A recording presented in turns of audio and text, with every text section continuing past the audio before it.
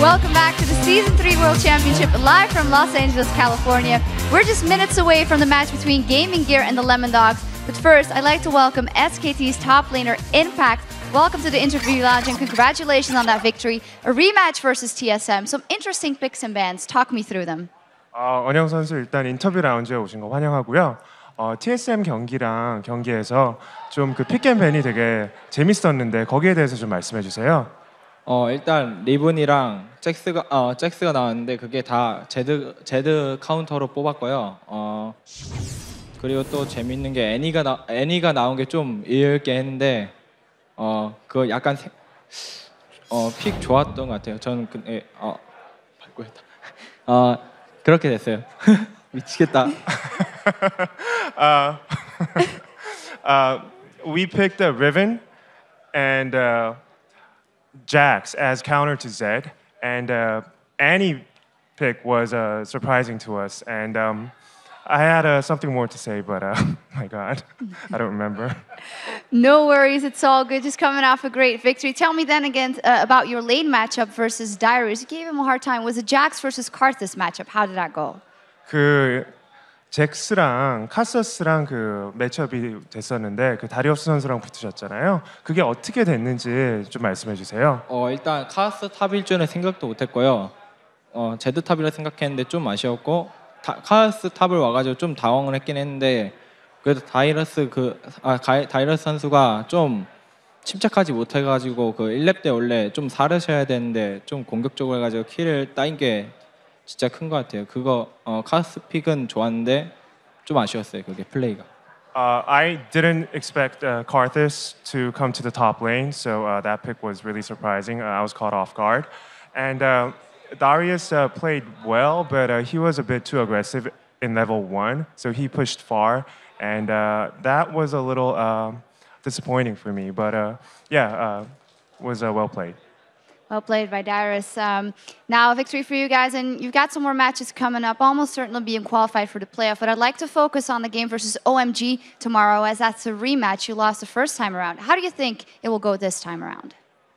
내일 경기 그 OMG랑 재경기를 하시는데요.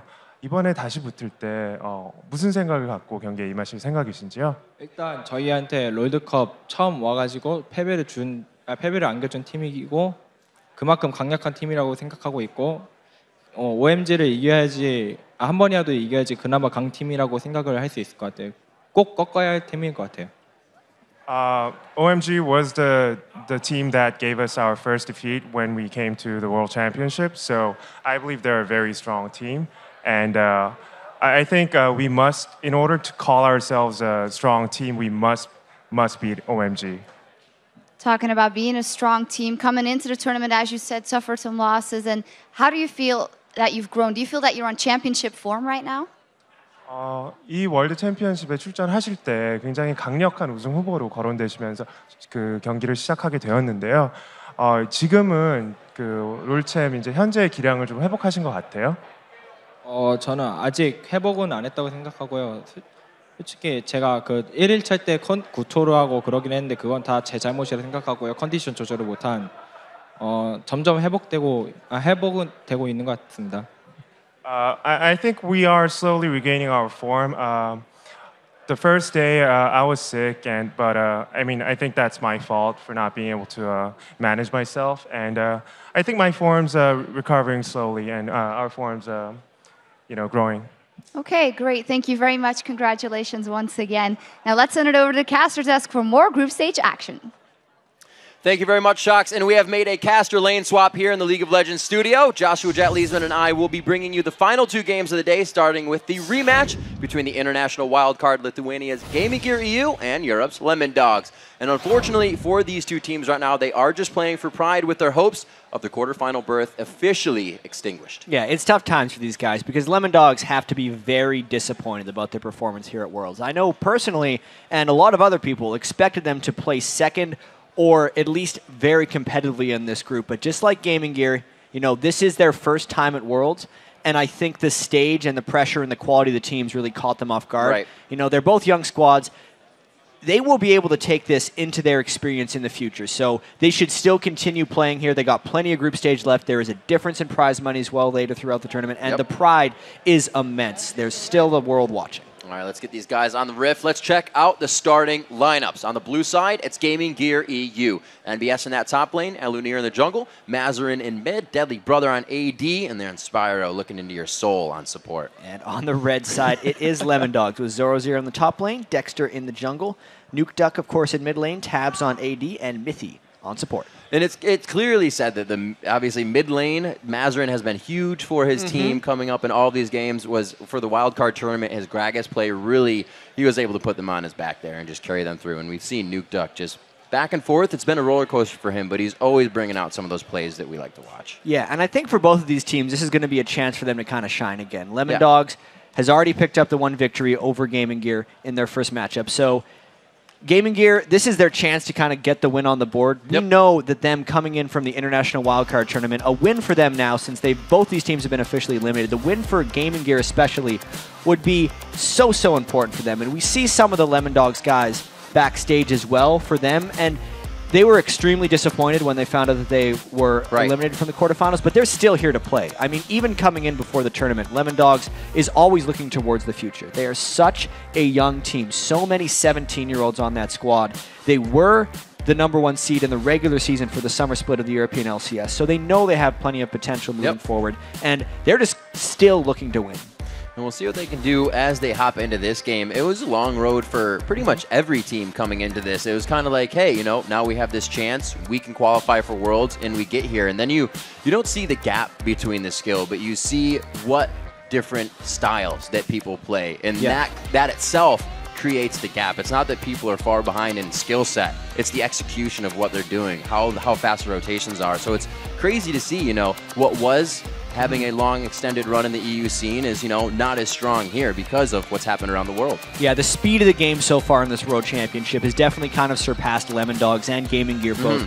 Gaming Gear in the International Wildcard Tournament was a team that would kind of withstand the laning phase and then come in and win team fights. And Lemon Dogs, likewise, was one of the most conservative slow play teams in the European LCS with excessively strong laning phases, which is why I'm kind of excited for this matchup, because they have somewhat similar styles, and it will be an opportunity for them to kind of not get outpaced and kind of play their game. And the bands coming out here are already showing a little bit of flavor. The Aatrox band, which had previously mainly only been a European pick, it's a rather European affair right here, and they're actually letting Zed through, which has been a pattern today. I really wonder if we're going to see the Riven counterpick. They're at least tooling with it. It's funny how, I guess, influential or impressionable, as Double Lift said, that players Everyone are. Here is, exactly, right? We see the Kog'Maw. The Riven obviously isn't getting picked, but, you know, people weighing in on things, they see that works now, so it may be thought to be picked up by somebody else because everything's getting banned out here, and it's going to have to be that spice, that variety that wins it. The Riven's worked all right in lane so far, but I can't actually say that Faker's played incredibly in either of those Riven games. This is true. He was dying a few times, and the picks and bans in this game are kind of crazy when we consider the overall scope of this World Championship. The fact that Zed, Ahri, Corki, and Shen have all been getting through already. I know that Zed and Shen combined were already 100% pick or ban. Zed has been banned in the majority of the games, but they're really just kind of trading power picks with each other. I like at this it. point. This is like super comfort coming in for these guys. We'll have to see what Nuke Duck puts in for himself. It looks like everybody's getting their own choice here for Lemon Dogs on their side. We'll have to see what he decides. Right now, we got tabs on your screen. Diana is good against Ahri. Yeah. It's something that we haven't seen that much of recently since Diana's kind of fallen off. But back when Diana was big, it was extremely successful. And it would also combo very well if they wanted to do any type of dive buddy or, you know, dive party, because they'd have Shen, Vi, and Diana if they wanted to go in and potentially kill Deadly Brothers Corki. These are going to be very telling next few picks for Lemon Dogs, because even with the Vi, you're generally expecting an assassin type mid laner from Nuke Duck, and considering that Fizz was banned away and that Zed and Ahri are already on Gaming Gear, Diana's kind of the one that he would have left if they decide to get it with their last pick. All up to Deadly Brother and Spyro now, rather. We do have that AD carry on the board, so we're looking for support. We're looking for jungle coming out of Gaming Gear. At least they can still play with the Teemo pick. At least they can. Teemo plays. We will have to see what they decide to go with. Yeah, like you said, they have an immense amount of high priority picks, which makes me think that everybody is going to be trying to get kills in their lanes. The solo lanes, even if the duo lanes are going up against each other, it's going to be quite deadly. And those are my favorite duo lanes, the ones that'll tell you we'd rather match up 2v2 because we want to fight. Yeah, those are the power duo lanes, the ones that want to just push extremely quickly. But with the Sona band, playing the crowd. With the Sona band, they're incapable of doing the Sona Corki lane that has had so much success so far in the World Championships. I like the fact here that Gaming Gear is going with the double assassin. It's a very similar look that Fnatic had yesterday when they were able to beat Samsung Galaxy Ozone, except Fnatic had Kassadin in the mid lane and a Zed in the top lane. They should still be able, Gaming Gear should still be able to do similar flank strategies here. Two can play that game, says Mithy. I can pick Teemo as well. See, 2 Teemos. You guys will have fun with this one. But really, to finish the point on the double assassin, Gaming Gear is going to be looking to flank these fights, which means if Lemondogs has strong enough straight-up initiation, they're going to be able to bypass that and not allow the assassin's flanking time. 20 seconds left on the clock. They're deciding here. Nukeduck could play the Zyra, but that's not going to happen. It's going to be the Kassadin mid lane. Looks like he will run teleport on that as well. Something we see from Europe a bit more than really any other region. Yeah, the Kassadin is definitely a favorite of Xpeke, who Fnatic is first place currently on the other group. And we thought it was going to be an assassin for Nukeduck in the mid lane, basically to combo with Vi. The level 6 gank from Vi plus an assassin in mid lane is generally just instantaneous destruction of the enemy mid laner. It was either that or Diana, and they decided to go with Kassadin, which I think is a much more versatile pick overall for Lemondogs. Yeah. And knowing that Gaming Gear is a team that doesn't necessarily have crazy aggression in the early game laning phase, I think it's a better pick overall for Lemondogs. And you got Zoro, where is he?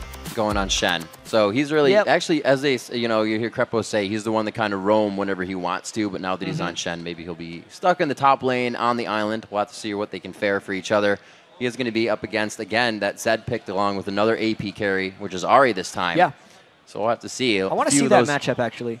Zoro Zero versus Zed in the top lane, just the ninja lore battle in a sense. But also because if Zoro Zero can't do his standard push up the lane and fall back, Supremacy in that lane is going to have actually a large impact on the mid lane as well, where, since it's an early game Kassadin, Nukeduck is going to need a lot of help.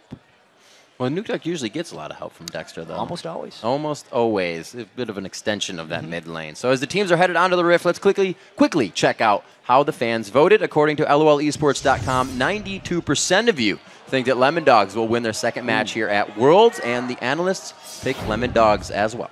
Whenever it gets over 90%, it's always a little daunting to look at that list because having only the single digits on one team's vote means it's a very low percentage. And this ups Lemondogs' percentage of being voted to win.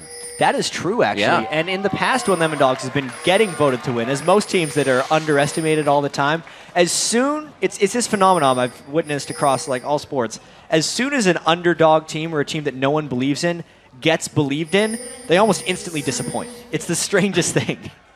You need to earn it over time. It can't put too much faith in them, and it just puts too much weight on them overall. We'll have to see what these teams have for each other. The beginning of our fourth game of the day, Lemondogs versus Gaming Gear EU, going out just wards to start, no fighting, and really nobody has even seen each other just yet, with Lemondogs looking to squeeze into the top part of that jungle soon. We've seen a surprising amount of level 1 shenanigans so far in the World Championship. Stop spamming that recall, it's noisy. The rest of Lemondogs is going to probably try to move in here. NBS is doing the human scout right now, while the rest of Gaming Gear is kind of scattered amongst their red side. This, to me, actually shows that Gaming Gear is highly disorganized right now at level 1, whereas Lemondogs is actually executing a strategy here as they invade. They do have 5 strong going in, which means they're pretty much going to hold this spot. Or they decide to go back and get something out of this. They have to choose that within the next few minutes here. They do pick down the pink, and that's going to be all they really wanted. Yep. That means as well, since MBS saw them going in, Gaming Gear, what is their game here right now? Because Gaming Gear is undermanned in the first invade, so they're blind right now as well. Since they don't have pink wards down, they have no idea if they got spotted coming in here. And they also have no idea whether Lemondogs went back to base or not. This is an extremely dangerous blue buff right now for Gaming Gear. As, the rest of Lemon Dogs just pushing him back. This could very well set a Lunar really far back in the jungle. They're probably going to fight over this. And this is going to be hard for him. It appears like they're going to put their solo lanes on the outside unless we see Zed and MBS going towards that mid lane. Right now, they're all kind of huddling together so they can get the aggression on this. But there's a bit of time being wasted here. Part of me really wants him to just fight right now because it's 4-on-4. They're clearly wanting to fight over this blue buff. No one is getting lane experience. Well, this is the dance. So right now, this is going to force the smite. This is pretty much Gaming Gear's getting out of this. It's a smite race at this point. Lemon Dogs can't clear the ward that is in their blue buff right now. That is one healthy golem. How long are they going to do this for, Riv? Quite a bit of time. Oh, there's one. Do-si-do. One of the small ones is down. Mazarin's quite low. We can see Zoro went hard in that top lane. Hey, guys. How we doing? Coming in on 3 minutes on the clock. Those standards, the reason why lawn darts are illegal. Oh, a little bit of damage here. Nuke Duck from the bottom lane, but he's got eyes on floating over his head, so they're going to be going in on this one. That blue buff is highly coveted and grabbed away by Dexter, it seems. Mazarin in the top lane. One last key strike, and it goes to Zoro. How does something like that happen, Riv? Because that's a level 2 Shen, not known for his crazy level 2 kill level potential. 2 all in. Yeah, that's what Shen does. He had the Doran shield. That is the aggressive item right there. But really, absolutely, Lemon Dogs was able to get the smite away after an extremely extended starefest at the blue buff right there. That basically gives Lemon Dogs an incredible start. I feel like what actually happened in the top lane, Mazarin, since he is kind of the leader of Gaming Gear, may have been spending too much attention worrying about what was happening on the other side of the map and not dealing with his own business. And that's why 0-0 was able to kind of wondering kill him if and he needed surprise to him. be present. Exactly. He was just thinking too much and probably trying to make calls halfway across the map. All right, so Alanir now knowing he has the ward on him, Lemon Dogs placing this chess piece very far ahead, minutes ahead right now. It looks like they'll be able to clean this one up. No, the red buff stops ticking, and it looks like they won't get the slow, but they are going to still aggress. They have gone with the 1-2-1 on the split, those solo laners in the long lanes. Let's see if the duos here can get this one back. Looks like they are able to grab. No, Dexter. Dexter ran off with it, so he gets everything. Smited it away because Alunir was out of the business and Dexter had waited long enough from the first blue buff they took to get the steal.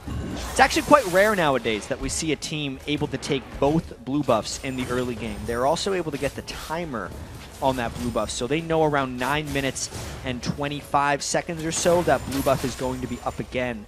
And I would actually kind of expect a re-invade, because at that point, 0-0 will actually have his stand united as well, so they're going to be able to have that extra skirmish presence throughout the map. And we just saw Tabs hitting level 2 in mid lane there. Level 2 at 5 minutes in, which just goes to show the chaotic movement that has already happened in this game. With those AD carry supports middle, it looks like Gaming Gear is going to be pressuring up. Mazarin definitely not running any armor, and you can see the giant health bars there sitting in his HP spot, so he can only take a few shots. Zoro definitely has the 1v1 in this lane. Yeah, I wonder what 0-0 is going to be rushing here. Probably a Spirit Visage.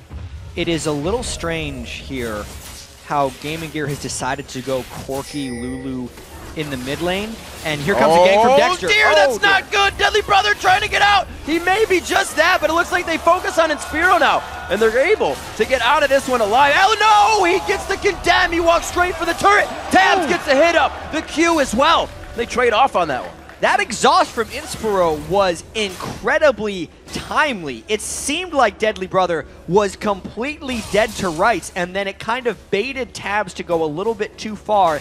Inspiro stuck around after the exhaust because he was honestly a little out of position as he was running away. Allowed him to get killed against the turret, but then obviously Alunar, because that fight was so long, had enough time to close in, pick up a kill back. Well, it looks like they don't really like what's been happening. Mazarin says there needs to be a change of plans here. I'm going mid. You guys are going to the top lane. So Deadly Brother and Spyro going to start heading up in this face-off against 0-0. I don't think he's going to have too much trouble in that lane. He's already accrued 34 to the 26 CS of the matchup they had before, so he's just got to hold steady. Yeah, Mazarin was not going to do much against 0-0, especially with that health crystal kind of tipping off that 0-0 was soon going to become even more of a pain for Mazarin's Ahri. And also, if you're playing Ahri, you need to be in the mid lane so you have the ability to roam around the map and make some plays. That's is sure as Zoro0 feels about himself, engaging into 2v1 and really not taking too much damage. Dexter now towards the bottom lane, a level 6 NBS here. Does have that escape for himself, but he may try to just poke in Alunir on the side. Dexter sees him, and they go back to safety. Dexter needs to hit level 6 to have a bigger impact on this game. He's actually shut down Alunir quite substantially, but Alunir's Jarvan got something back when they were able to pick up that kill. We very well may have something here. No, they're going to back away in the side lanes. But this game, actually, Riv, is incredibly close.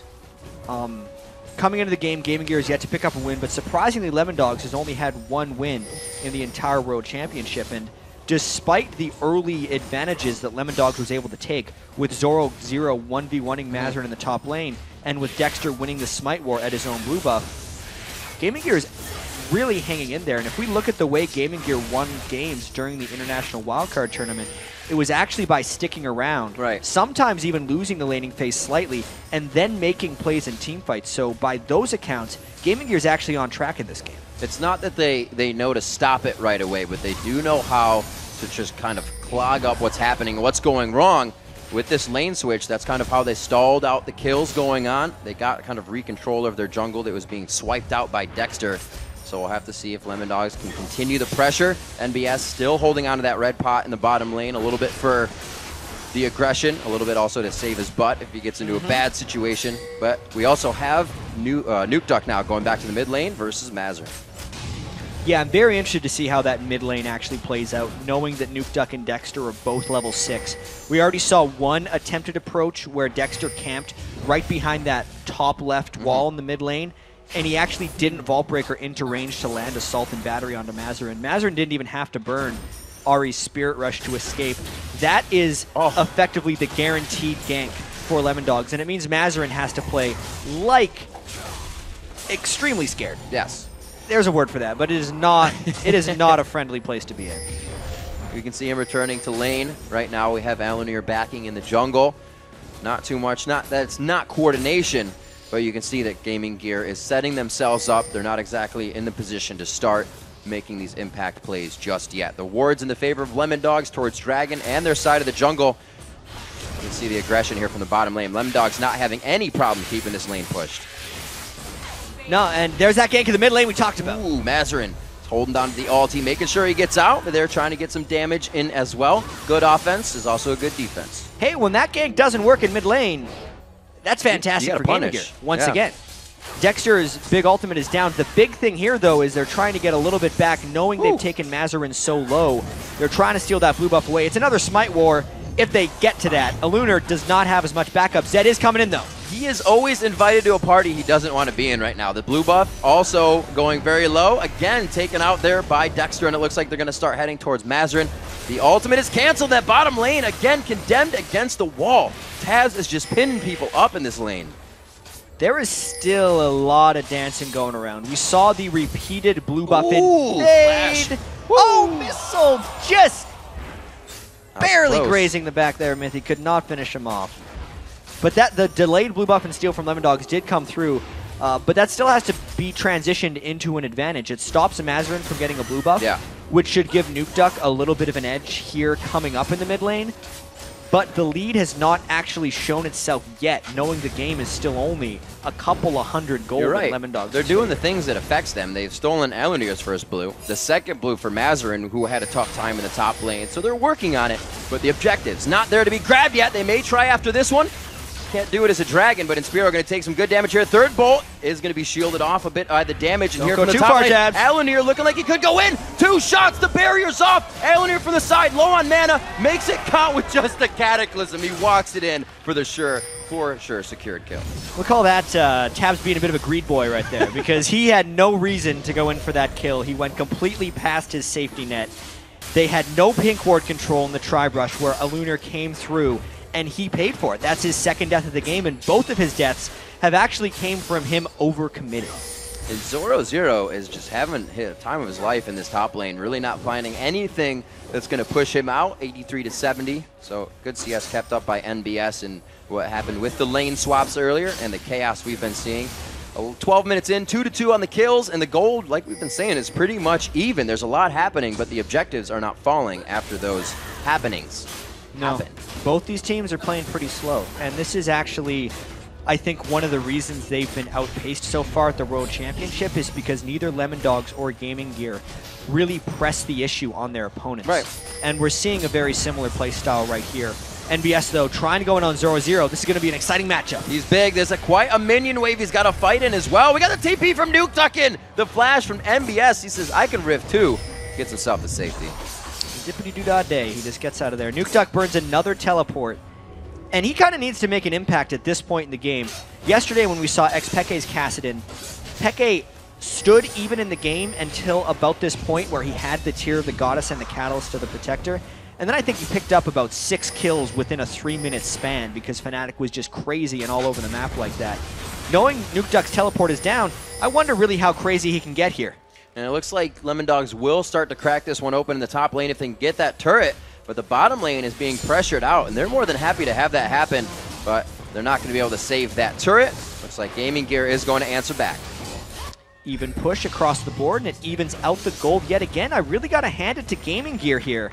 Keeping the gold even against Lemon Dogs, who were looked at as potentially the best team in Europe coming in, knowing that Lemon Dogs was the #2 seed in the European LCS and also had the best record in the regular season, means a lot. This dragon fight coming up, though, could definitely swing the game in either direction. This is very big, and it's what needed to happen. Gaming Gear trying to get ahead in this one. Dexter is full force onto Deadly Brother. They've actually gone split side onto him now, and they're forced to watch him go down. Lemon Dogs from the top, rotation to Dragon. Now get that covered. Lemon Dogs just simply outnumbered Gaming Gear right there. With NBS top lane, Gaming Gear was positioned around the Dragon, hoping that they would be able to sneak it before Lemon Dogs would come in. That's what that pink ward is on top of Dragon for. They were hoping that Lemon Dogs would not come and fight them, because if they did, it would be a 5v4. And you don't necessarily run from Vi and Kassadin when they're chasing you down. That really punishes Gaming Gear. At least, though, NBS was left alone in the top lane and got the majority of that turret. That one is surely prepped for him to be taking it down to open up the map a little bit more here for Gaming Gear.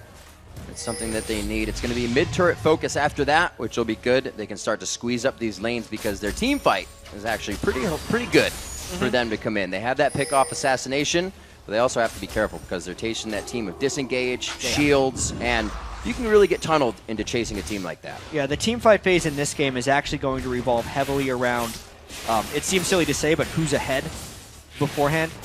Only because Gaming Gear has only a Lunar as their main tank, and then the rest of it is about flank. When, once again, we saw Fnatic play double assassin yesterday. I'm going to keep referencing this because it's our best point of reference. Soaz was able to sneak around the back of the fight because the rest of the team was strong enough to hold them off. But if Gaming Gear falls behind or Lunar becomes too weak to actually be that tank, NBS will never have the ability or time to go around the sides of fights because Lemon Dogs will just run straight into Gaming Gear and through them. And if Lemon Dogs can effectively catch Gaming Gear's assassins together, the fights will be over effectively before they start.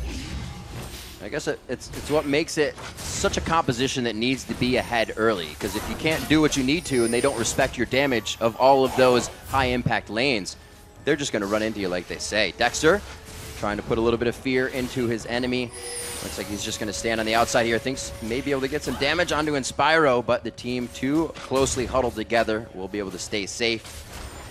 Nuke Duck in the bottom lane. We'll see. Check out some stock on the CS. 107 to 111. Ari versus Kassadin. Is Nuke Duck a little bit behind on that, but he has finished the Rod over in Athenes. Yeah, I mean, if you come into a game and you're in a Kassadin versus Ari matchup and you tell the guy it's 16 minutes, you are going to not be dead and you're going to be 8 minion farm behind Ari, you take it immediately. Yeah. Because that is actually a good start for Kassadin in the overall context of the game. Nuke Duck will look to be stronger later on here. The Rod of Ages completion by Nuke Duck is extremely normal for a Kassadin build. We have seen times... Oh, this is actually 0-0 getting ganked. There is Zoro, goes in, the death mark goes down. Can they finish up a little bit of damage on top of that? They do have the red buff. He's able to flash out of that one. The slow has worn off of him. They don't get the extra one there. It looks like he's going to be able to get himself out of this one quite clean. I don't know if they fight. The turret's quite low. They could have gone for that. That gank at least is going to allow them to secure the turret because Zoro Zero is not going to stick around for another spell rotation from Gaming Gear at that turret. And call me a liar, but he's actually sticking around here. This is trouble. Yeah, he's out. He's not safe. Getting that HP back from the Vorpal Blades, but he does stay safe in that one. So the turret goes down. They pretty much keep him in lane too, but he's going to be able to soak up that experience. So they really don't hurt him too much. 3-2 on the kills. Nuke Duck looking to take away some of the jungle camps here as we may see our first real engagement, or at least Lemon Dogs trying to pressure that mid lane.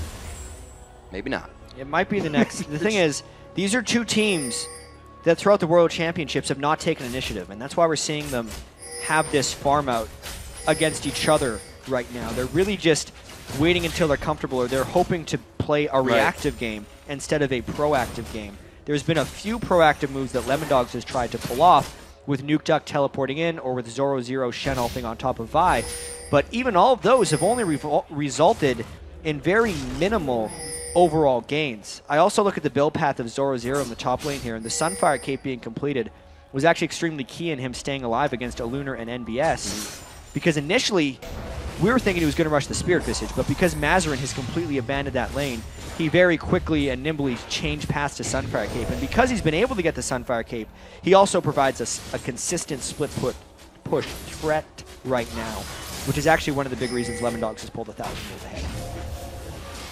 Nuke Duck still happy to sit in the bottom lane. We do have to remember Lemon Dogs across the map is still a very scary thing. They're Stand United and Teleport. Gaming Gear across the map is them slowing the game down, really trying to farm this one up because they're not going to be able to get to that fight as fast as Lemon Dogs. So anytime we see Gaming Gear kind of pushing out here, like you said, it's reactive. They're trying to adapt to what Lemon Dogs is doing. We kind of saw that with the Dragon. You know, Lemon Dogs went top, so Gaming Gear said, yeah, we got turret and Dragon. Yeah. But Lemon Dogs reacted faster.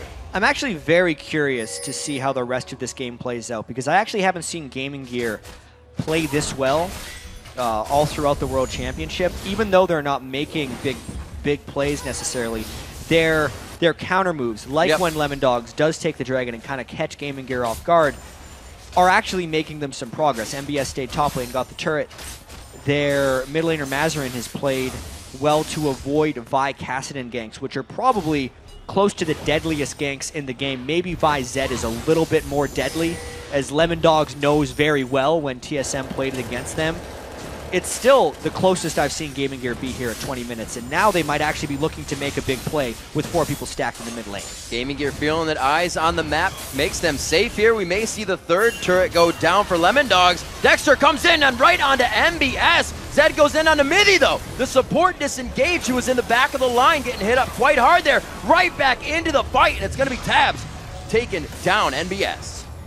And it seemed a little crazy of Dexter to go in there, but the big execution moment there for Lemon Dogs is Mithy landed an exhaust onto NBS right before he tried to use Deathmark. So Zed did almost no damage, and now this could be Dragon number 2 for Lemon Dogs.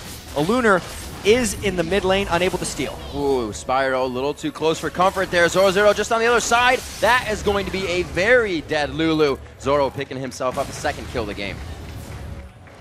And that's actually fairly typical Lemon Dogs play here. We're 20 minutes into the game, and their laning has transitioned them into their first core set of items. Of course, Sunfire Cape, Rod of Ages, and Blade of the Ruined King if we go top, mid, 80 carry. Then they're able to get the quick little fight win and immediately transition into an objective or 2. 4,000 gold lead is a big jump ahead in this game that was very close a couple of minutes ago. Lots of pings going down here. Gaming Gear playing us a song on the minimap. Will they be able to activate anything out of this, though? Tabs is going to hook himself up here. May get caught by a charm. No, he keeps safe, hip to hip with Mithy. Cassidy's teleporting in.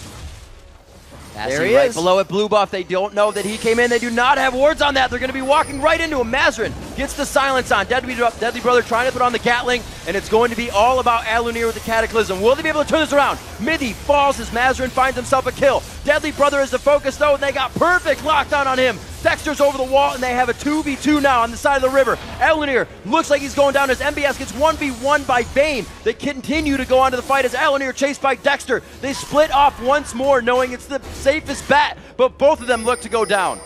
This fight, Rib, is chaos. Everyone is so low on mana and resources right now. A Lunar is going to try to execute himself, but I don't think it's been long enough. Oh. Doesn't matter. 0-0. That's close. Flies in. It actually was kind of close. Very extended fight that we saw in that one. It shows kind of the closeness of the game and where the players are. People now going back to buy are going to have the items that would have zeroed each other out, but there was a lot of, only 25% damage here and there from full spell reels. Yeah. It's going to be different now. It also turned into an extremely scattered fight, Yeah. only because the amount of assassins we have in this game. NBS and Mazarin are never going to have a traditional team fight in the sense of clean engaging and comboing together. Especially when they're on the defensive, because everyone on Gaming Gear could just split up into many different ways of running away. And then likewise, Lemon Dogs expended all of their mana chasing them down. Nuke Duck and Dexter were both completely spent by the end of that. And it was actually very surprising to me when 0-0 still had his flash up at the end of that fight to secure the kill when a Lunar tried to execute himself on that inner turret. Bit of a swing there in kills. 8-3 now coming up for Lemon Dogs. They have a for sure hold on these team fights as they come in. Looking at a few core items now as that Archangels is finished up with a Rod of Ages now for Nuke Duck. The Triforce coming out onto 0-0 instead of a build for the Blade of the Rune King that we've seen some Shen's building now, that Triforce. It's been good in 3.11 for a lot of people. I think we're going to see more Triforce Shen instead of Blade of the Rune King if the option happens. And Shens will generally build that offensive item if they're going really far ahead in a game. And since 0-0 is 304, right after that first blood on Mazarin, he's really just taking it from that point on.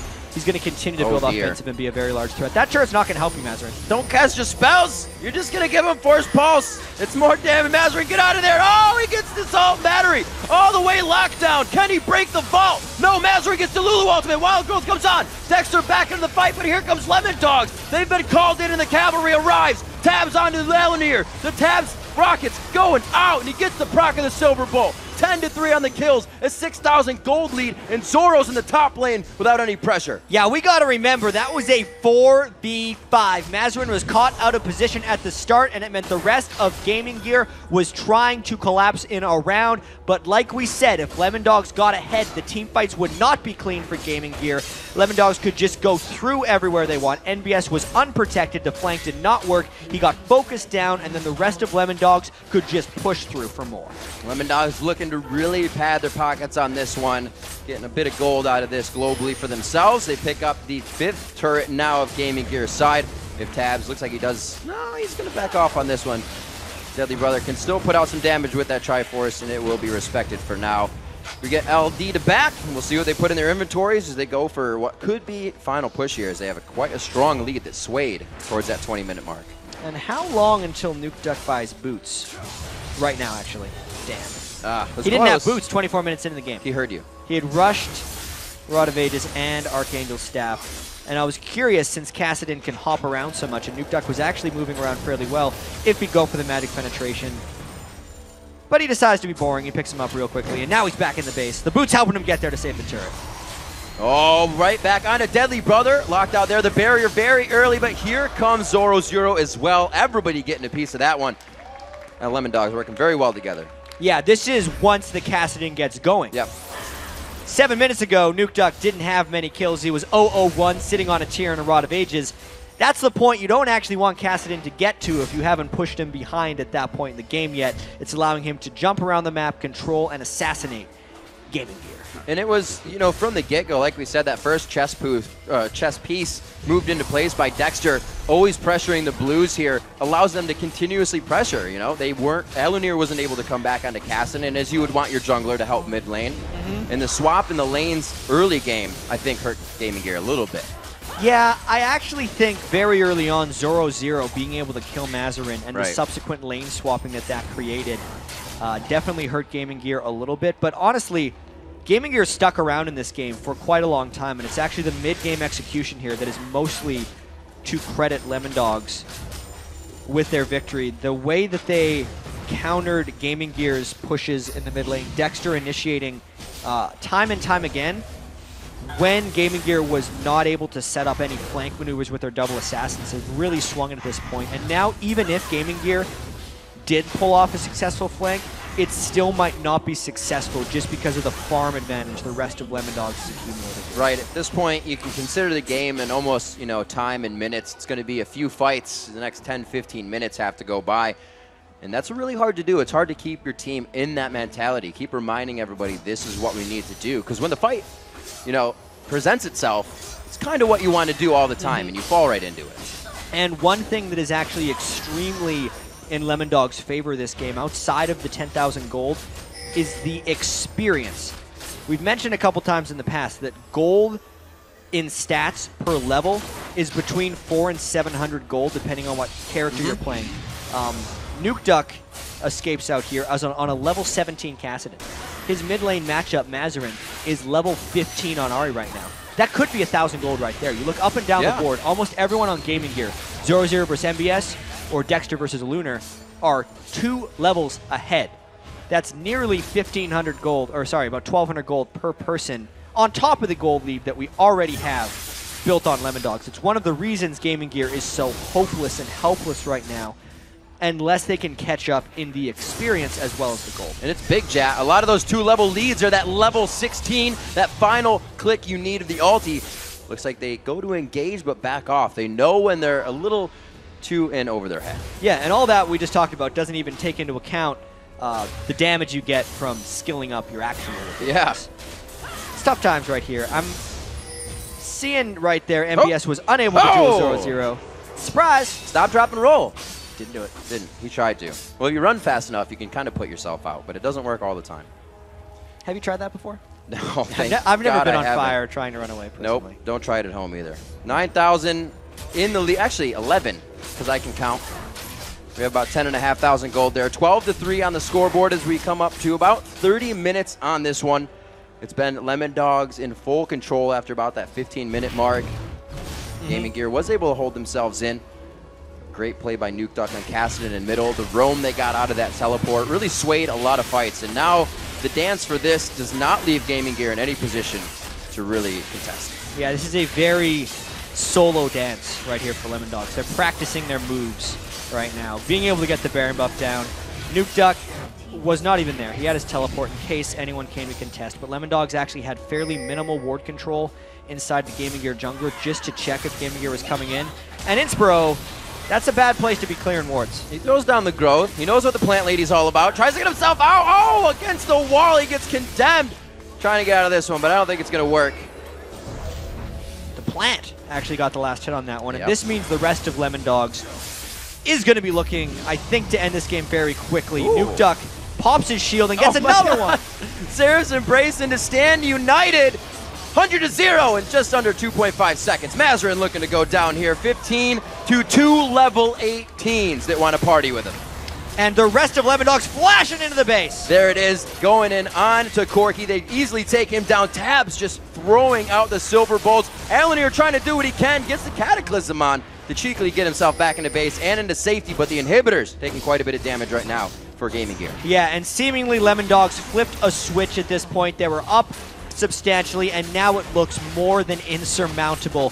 One inhibitor, second on the way, still 3 people dead for Gaming Gear, and a Baron on all 5 people. I feel like Nuke Duck got that Archangels and his boots finally late in the game, and told the team felt a lot safer, felt a lot stronger, and their initiations just came full force, one after the other. Right now, still not really respecting what GG has in the base since they're all down and respawning, but they try to get some more damage on these turrets. And Nuke Duck is having a very good game on Kassadin. Absolutely. Right now. He's had a very rough World Championships, and it should not reflect badly on him as a player, just knowing the mids he has to be against. We said this was a mid-oriented tournament. Yeah, Cool from OMG, as well as Faker, potentially the most hyped up and skilled mid in the world. He's very much living up to a lot of the hype we had given for Faker coming into this. And Nuke Duck actually played pretty well in the majority of those games, and Nuke Duck is relied on heavily to carry for Lemon Dogs, and just because Lemon Dogs as a team was not able to do that doesn't mean Nuke Duck should be getting hatred for it. This is an example of a very good game for Nuke Duck. One of the things he does so well is when he's on Assassins, he's able to still out-farm everyone else, and he's done just that on Kassadin. 200 kind of makes those matchups work. Yep. You don't know how. NBS taking some damage. The charm goes in, but there it is. We were talking about it in Champion Select, the dive buddies, and they go right into the deep end on that one. They have to reconsider for just a quick second, though. And Lemon Dogs is just kind of going in, maybe a little bit out there, not able to dive all the way because Gaming Gear is just playing so passively right There's now. the end taunt, the dive buddy-esque composition once again. Nuke Duck all the way deep here, throws it down. He's going to Rift Walk out of this one, get that regen from the Baron buff, and he should outlive this. Dexter comes in to be the meat shield. Tabs throwing himself in the fire as well. Zora almost getting hit up by the fountain. It looks like they got the Nexus in their eyes. Looks like they got the victory as well to go under the belt. Nuke Duck using all of his active spells right there, including the teleport. Nexus going down. Looks like Lemon Dogs picks up a clean and decisive victory. Very well played there. Very slow in the early game. You could see that both teams giving each other the respect that was required. And once they found that item threshold, the 15 minutes, they got the Triforce on Shen. They got a lot of things in their pocket. They knew they were in that. They're in the lead, and it's not something we see very often, but they took control. Shen actually ended up building a Blade of the Ruined King. Finally. And a Triforce on Shen because he felt happy for the damage, but smiles all around for Gaming Gear as well. They know the situation they're in. They're still trying to get wins, and despite the ending of that game, Gaming Gear did stick around fairly well. The playstyle matchup between Lemon Dogs was very similar between these two teams, and it turned out in the end, Lemon Dogs just played the mid-game better. They executed a couple fights better and took their lead from there. Being so assassin-based on both sides means the game is going to swing like that. And it was fun to watch, too, because, like we said, both teams got pretty high priority I like picks the going level into that one. Where the four of them just kind of stared at each other. 5-minute blue buff. Yeah. We're going in and out. Absolutely amazing game. We still have one more to go on the day. It's OMG versus SKT, so pretty sure everybody's hyped for that one. TSM versus Or OMG TSM, is thank going to you. be the OMG. big one. Because, Wow. I mean, my brain is in it. mathematically, TSM is still alive, so stick around for that one. Absolutely. So we're going to send it over to Quickshot and his posse at the analyst desk for a breakdown for Lemon Dogs' win. Thank you very much, Riff. We'll be thinking about robbing some trains a little bit later. Sheriff Quickshot. Let's talk a little bit about this matchup. The first thing that I really want to touch on is the level 2 1v1, where Zara Zero playing Shen was able to take out Mazarine's Ari. It was something that I did not expect coming, and I know it was a bit unique. Nobody expects the Doran Shield Shen level 2 kill. That's why it worked. Hey, I wish we got to see more of it, but I think that was just Zoro using creep waves to his advantage. There's been a lot of kills on that top lane early today. Like a lot of stuff going. Sure. A lot of people hiding, doing unexpected stuff. So maybe, I wonder what Fnatic is gonna do with that. Maybe just put 5 people in that brush. Why not? Yeah, who knows? You know, it's not like they would do that. You know, they Ever. haven't done that before. The other thing that I want to talk on is we've seen Tab sitting in the mid lane for a little while, and in the first 10 to 15 minutes, his greed maybe costing a little. There was a couple of fights that broke out, and Tabs kept chasing when maybe he should have backed off. It gave away a couple of kills and kept Gaming Gear pretty even with him in the early stages of the game. Yeah, he definitely did get a little bit ahead of himself. He wanted to get those early kills on Vayne to start snowballing, get his blade really early, but it did cost his team early, so they had to wait a bit longer. That being said, I did like the composition of the Shen plus Vi combined with 2 sort of mobile assassins.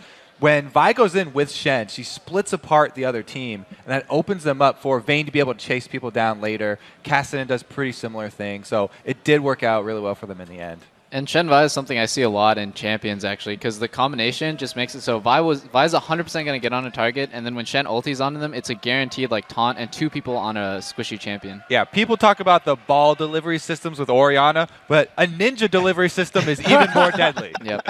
We always call that a piggyback ride Shen. Whenever it was a Shen Nocturne back in the days, it was the same, like Nocturne ultis, get a Shen, instantly lands, instant taunt. Requires a lot of synergy, but I really like the composition. I think both teams had a really nice composition, though. Jarvan with Zed and Ari together works really well as well. Although it was up to Lemon Dogs to stay even early and then just scale better into the late game. Cassidy becomes such a threat, back up from Shen. A lot of card control coming out from Shen and Vi. And then you have Vayne just outscaling Corki. You could really notice that in the fights. They would fight in the beginning, fight would disrupt, and then Vayne would clean house. Well, and once Shen gets tanky enough too, if you can't kill him in a rotation from an assassin, you're in pretty big trouble right there. Yep. So one of the things I want to touch on before we move on to our next game was that both of these teams, for lack of a better word, lacked a little bit of initiative in this game. We've been seeing that, for many other teams that have beaten Gaming Gear, they have tended to get ahead early and through making plays. Lemon Dogs, they were a slower team in the EU LCS. I mean, they had the ability to play early, but we did see them playing patiently and controlled and whatnot. And we've seen it again here. It could be part of the reason they didn't do quite so well against some of the other teams, but what was your take on the slower pace of the game, especially with some focus on the Lemon Dogs side? Well, I think that's the big difference between like a really great team and just like a good team. Obviously, every team here is world class. That's why they made it here. But like a team like SK Telecom, they don't have hesitation. Like I said before, if they see a play that they can make, they're just going to do it immediately without even thinking about it. And I feel like a team that's willing to make those plays gets in that like the minds of their opponents. And not only that, you can snowball advantages so much quicker and end the game so much faster.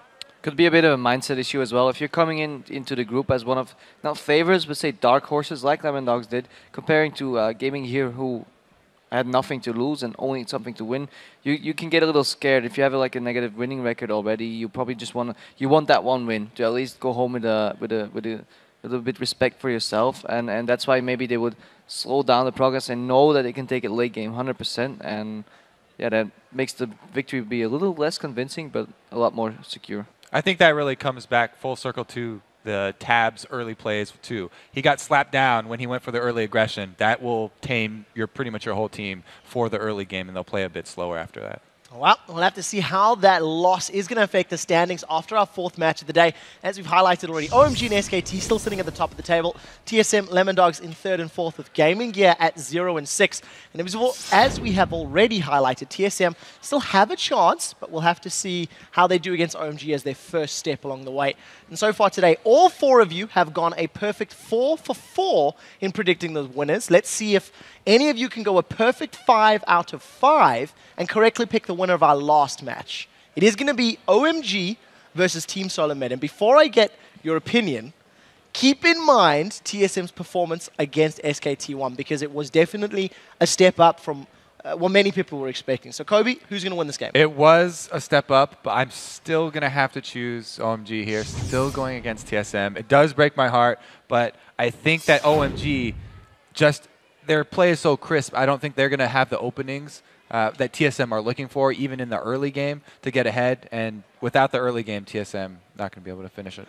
I'm also going with OMG, and like you can't deny that TSM played really, really well against SK Telecom. I just feel like OMG is really overwhelming right now. I mean, there's a reason why they're undefeated in the group.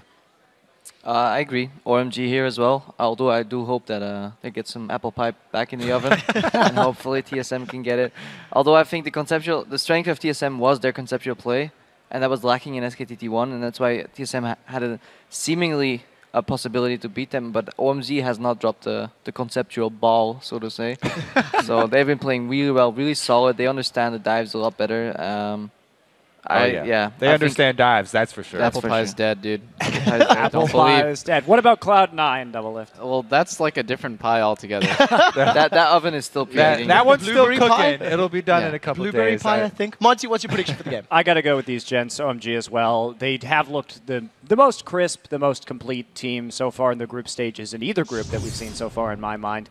And they look extremely comfortable. No jitters. I think that they're the team to beat right now. So we're all in agreement at the desk that OMG is the favorite for this matchup.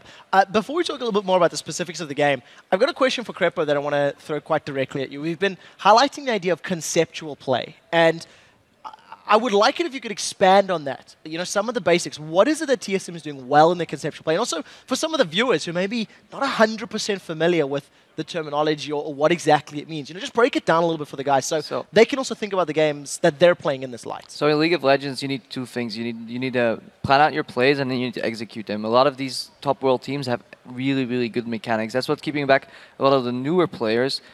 They might have a good idea, but they may not be able to execute it. The difference between good players and the best players on top level, when everybody has really solid mechanics, gets made on conceptual play. What are you going to do? You need to plan out your moves. You cannot play reactively. If something happens, sure, you will react to it, but you need to have a plan. TSM is really good on that, and in using, say, how the team comp works together. They send Dyrus top with Cardus. They would use the Requiem with their kill bot lane, which then they could transition into a Drake, which they do really well. Every game they play, they almost get a Drake around 8 minutes. Yeah, and having one thing I want to add is that like having a strategy in your head, anticipation will increase your reaction time by like tenfold. And the reason that the top level players, like for example Faker, have really strong mechanics is because they've seen these situations, they know what's going to happen. It's not like Faker has just insanely higher reaction time than his opponents. He knows what's going to happen before it happens. That's why he reacts and has no hesitation. Game reads. Yeah. And, you know, I can talk about this, too, with Peter about how we operate on CLG. And when we come into a game, I really encourage the players to take time to break down what the enemy composition is good at, what their composition is good at, where they think those flaws are. And if we look at the last game as well, we had that Jax that once he got big enough, there was no answer to that split push. And I think that's what really pushed SK Telecom over the top there and kind of basically was the last nail in the coffin. But if you go into a game talking about trying to form plans already, then you have a much stronger ability to make active strategic decisions as opposed to becoming a victim of your opponent's strategy. That's actually really something interesting how League of Legends has changed throughout the past year. If you go back to the last World Finals, that's about 1 month before that, World Elite was introducing a 2v1 top lane, which was unheard of. Basically, changed the entire metagame around, and even right now, we're still seeing some issues on some teams with that 2v1 lane because it evolved into a 3v1 dive, or whether the jungle goes to hold it, mirrors it or not. And there's so much depth that's coming to League of Legends because Season 2 was all about team fights. That's where we were really good at. Like it took us a really long time to realize, hey, this game is no longer all about team fights. Yes, sure, we could beat some teams in a straight-up team fight, but they just won't do it. They will do such things as split push. The other thing now is that the strategies that teams are coming out with now take 15 minutes, 20 minutes even to set up. Before, North American teams especially, I know, would just prep a level 1, would prep a team comp, we're going to go in. That's our plan. That's our prep for a match. Now, you have to say, what are we doing at 10 minutes? What are we doing at 20 minutes? What are we doing at the second dragon, the third blue spawn? There's so much planning that goes into these games now. And you can tell different regions have different kind of conceptual ideas about how you're supposed to play the game. You see Koreans, generally, not all of them, but generally when they're ahead, they want to control a side of the jungle, and they're looking to get picks into it because they're forcing the enemy team into saying, like, oh my god, they could be on Baron, we need to face check. And that's what always happens. And if you look at Chinese, the way they handle the game, generally they're just going to dive you. They don't care if there's a tower there at all. If they're ahead, they will tower dive you. Well, we've got just enough time for Monty and Kreber to give you final thoughts before we move on. Anything to add? Oh, well, just talking about the development, it's really brought out a certain flavor of teams, a certain style, and like the development of the game has made each team kind of have their own strengths and weaknesses to a much greater degree. We're talking about TSM. They're the team of the 8-minute dragon, always, always, always, and they're very good about how they take it. They have plans, and that's become one of their hallmarks, right? And that's what's so fun to see these teams, for me at least, to see these teams going up against each other because you can really get into it when you talk about the different styles. Waiting for that Meteos jungle, huh? I know that's a big controversy. I'm waiting for it. Krepo, closing thoughts? I just wanted to point out, like, as Kobe said, level 1s, if you go back more than a year and a half ago, people would just stand and get ready to lane. Yeah. So the game is constantly evolving, and I don't even know, like, now every time you think, yeah, we've seen it all. There's nothing they can, no more curveballs. I've never thought we've seen it all, Krepo. Well, maybe that's why I'm not at both finals. Well, thank you. This was an awesome discussion. It's something that I think many people will be thinking about in the time to come. And we're going to take a very quick break, guys. But when we come back, the undefeated OMG and Cool look to crush Team Solo's mid's quarter-final dreams. So stay where you are. We'll be right back with more from the World Championships in Los Angeles, California.